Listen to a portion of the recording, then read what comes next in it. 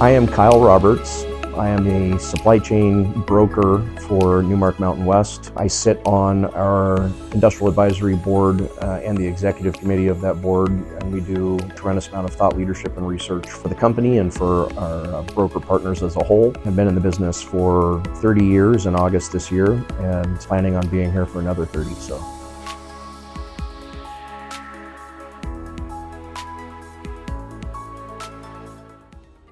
The three phases are network optimization, inventory build, and then inventory rationalization. We are now in the phase of cycle where companies are hyper-focused on cost savings for margin preservation. We saw the run-up in costs that we saw coming out of the COVID era.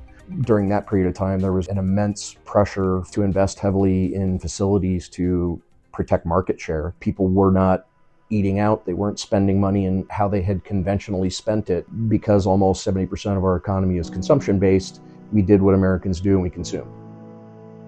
Shelves were barren, and what that dynamic does is send production into overdrive. It drives prices up, prices increase throughout the supply chain, and it warrants additional inventory building.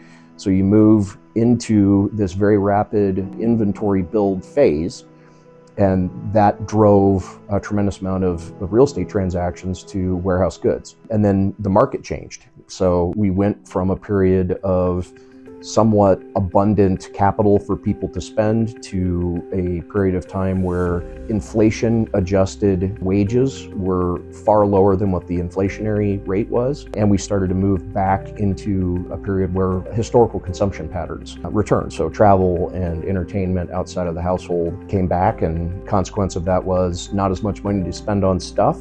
The consequence of that is less stuff is sold. And when you have a shift in consumption dynamics that was as extreme as it was 2022 to 2023, that causes everything from stark reduction in prices and inventory offloading, because carried inventories are such an expensive thing for people that are warehousing and moving and distributing goods. It's one of the most expensive components of total business logistics cost outside of transportation.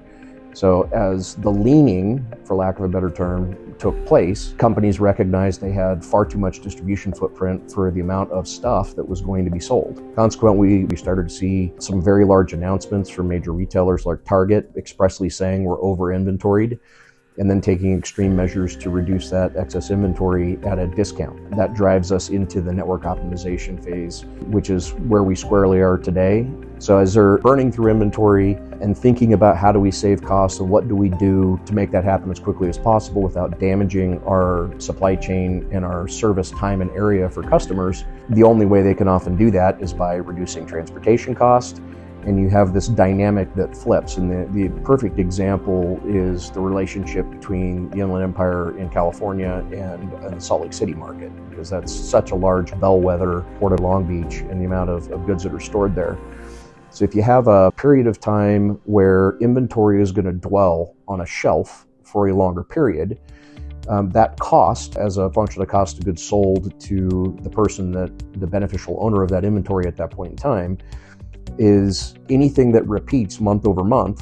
You end up with a compound increase in cost of goods sold that drives margin down. The marginal cost to carry those inventories very close to extremely dense population corridors starts to increase to the extent that it no longer pencils to hold the inventories there. And you saw a great movement from 2022 through today in a number of markets in the United States that are 2-day drive cycle, day-and-a-half drive cycle away from major population bases, with dedicated freight lanes that exist and the ability to leverage those, where the increase in transportation cost offset the cost for carrying an inventory in very expensive real estate. And I'd say we've come close to 60%. The transactions that we did as a market from 23 to first quarter of this year have been a consequence of people fleeing high cost per unit of inventory markets to lower cost per unit of inventory markets where you can still have a reliable supply chain to get the goods where they need to go.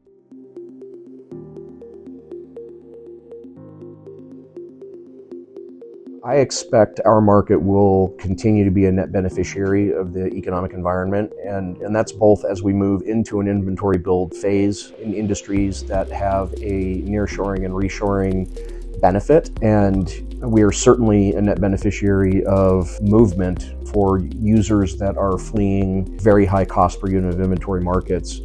That's an absolute net advantage to people that are going to hold inventories. We'll see how elastic that becomes as we enter a period of recovery when we get to that point. But I think the notion and recognition by industry that utilizing other modes of transportation outside of over the road and the facilities and infrastructure, particularly with BNSF being awarded dual track rights on UP Mainline, creates a competition for rail movement of goods.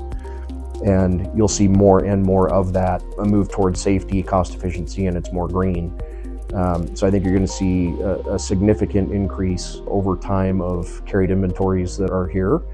And of course, the base in Salt Lake is the base in the Wasatch Front is approximately 40% manufacturing. And we're seeing a tremendous amount of capital investment in manufacturing here. And it's not new to our market. It's been that way for the 30 years that I've been involved in and participated in supply chain and logistics real estate in this market. Salt Lake, or Wasatch Front rather, has a very interesting story with where it sits relative to transportation infrastructure for rail and for surface infrastructure for OTR distribution, over the road distribution. From a 60,000 foot viewpoint, the state of Utah has some areas that were heretofore considered rural, very rural, and there's enough population nexus that jobs that have a lot of human resource intensivity can locate in these locations and still be within drive times that will allow for enough labor supply to fill those jobs. You're going to see a major resurgence in Carbon County, Iron County.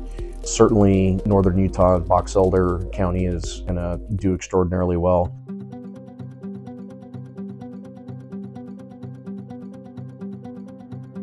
Utah is not immune from global trends, and it is a global supply chain. I think we are particularly poised because of the dramatic amount of population growth. Wasatch Front population is expected to double within the next 20 years. That's a pretty strong growth ramp, and it adds one of the most valuable resources for any type of business, and it's the human resource. Extremely highly educated population with 4 universities, all within an hour and a half drive of one another, all with strengths around segments of manufacturing. There's a very diverse manufacturing base in the state of Utah. It's one of the most diverse in the world. It's across carbon fiber and composites and aerospace and defense, electronics, sporting goods, durable goods, plastics, food grade manufacturing, nutraceutical manufacturing, and each of them by themselves is a very important but does not comprise enough of a portion of our manufacturing economy here that if there's softening in any of them individually, that it really creates a reduction in demand. That's one of the things that has kept us so full. It's also one of the reasons that our market hasn't experienced the same type of ramp and fall with rates and real estate values.